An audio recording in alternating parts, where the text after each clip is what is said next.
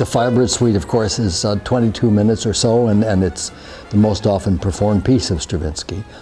There's a whole ballet which is almost twice as long, and you rarely get to hear that. Stravinsky himself, I think, made the suite out of what he considered to be dramatic highlights of the ballet, and then I think the suite comes from 1919, if I'm right.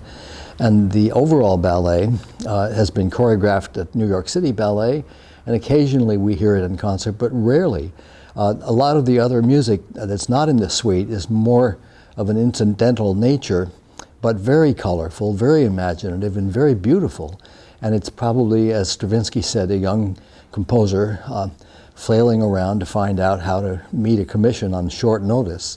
But I think the music of the other part is quite good, and I'm looking forward so much to hearing it. Yeah, I think it's also scored for a much bigger orchestra. Yes. 3 harps and panoply of instruments that are not in the suite. I think the suite he made for practical reasons, shorter, smaller orchestra, get more performances.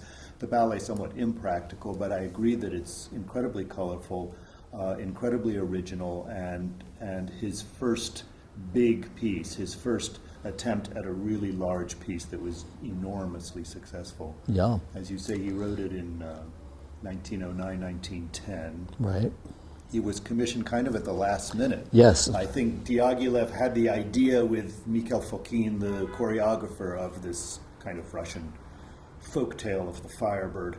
And I think that they first went to Cherepnin, who was busy with another work, and they went to Lyadov. Lyadov is the one who they were counting on, and at very near the end, he said he couldn't complete it. Yeah, Lyadov was notoriously slow, and Stravinsky was young and eager, and I think in December 1909, he started in earnest, and he had it done by April 1910, which for any composer to write 42 minutes of music in that period of time was astonishing. Yeah. And given the intricacy, complexity of the score and the scoring in particular, I would have think the scoring would have taken him that more long than a month. Exactly. A couple of months.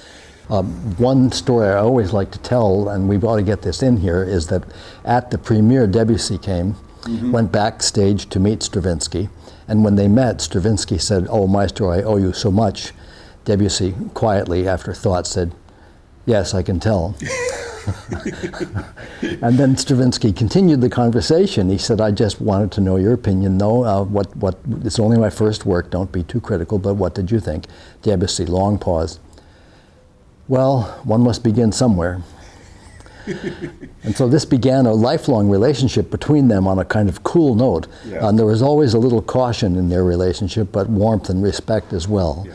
Stravinsky wanted the father figure that he never had as a child to approve of him, and Debussy was somebody who couldn't quite fulfill that need, I think. My introduction to the complete ballet was when I was a student here back in the Ozawa era, and of course Seiji, this was a signature piece of Seiji's. He did the complete ballet a lot. And as a student, I remember going to Symphony Hall and hearing the Boston Symphony with Seiji play the complete ballet, and I was knocked out of my seat. Wow. I just had never heard anything so exciting and so colorful Yeah. and so grand, and so I got the score and kind of fell in love with the piece. And of course I'll do the suite as a conductor as well, but if I have the chance, I really do like to do this piece. I think one of the things that you hear that you don't hear in the suite is the amount of drama around the magical and the evil of Koschei. The story is based, it's a kind of a silly story, but Koschei, the evil demon, is imprisoning 13 princesses, and in his garden there are golden magical apples.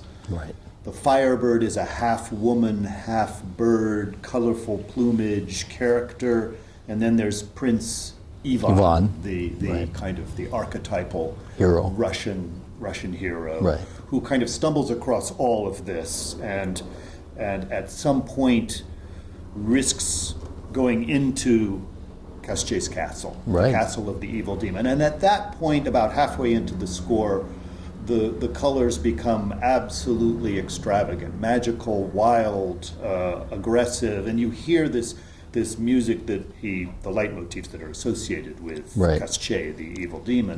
Well, Right from the beginning, Yeah, it's right. the kind of ominous Yeah. character of the beginning. But about halfway through, when he goes into the castle, then you get this riot of color and bells, and that's when the Wagner tubas come in. Now, the Infernal Dance is later, or The is Infernal Dance is after that. after that, right? Yeah, the Infernal Dance is when the Firebird is actually casting a spell on Koschei and all his evil minions, and they're dancing to hurt him.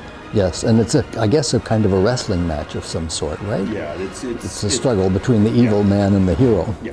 It's Stravinsky's most edgy and even violent piece at that time in his life, this Koschei dance, the Infernal Dance. And when people heard it, I'm told by Bob Kraft, they were shocked at his riveting sense of drama and of the force that evil could have, and of the heroism that it takes to combat that. And the scoring is rich, and the music is highly chromatic. And of course, Stravinsky wrote Firebird with an idea of the chromatic music, somewhat not tonal, for the evil characters, and the tonal music for the humans. Right. I think there are. You're exactly right. There are harmonic and melodic ideas, leitmotifs, Right. associated with the characters. Ivan's music sounds like kind of modal Russian folk music. Right. The music for the 13 princesses Beautiful. is always lush Lyrical. and romantic, Right, and right. also kind of folkloric. The Firebird has this kind of rhythmic energy and the flapping of her wings that Right. you hear all the time. You hear this constantly. Yeah. A lot of high woodwinds. And Koschei is the chromatic stuff and the octatonic stuff, the stuff that's based on scales and harmonies that Stravinsky kind of created, invented, used. Or stole from Debussy. Yes, indeed. Wow. Well, this is going to be something to hear. And you're programming it where in the program? Is it last? Or? This will be last Yeah. in Symphony Hall. This is Right. our big. Every few years we get a chance. Of at course. Symphony Hall. This is our big concert in Symphony Hall. And terrific. also on the program is a very edgy contemporary American first half with Mm-hmm. a short piece by Andrew Norman and the violin concerto of John Adams. played by Alexi Caniaro. Oh, Alexi is going to play that. Oh, wonderful. Well, that's a can't miss program. Yeah, it should be really exciting. Yeah.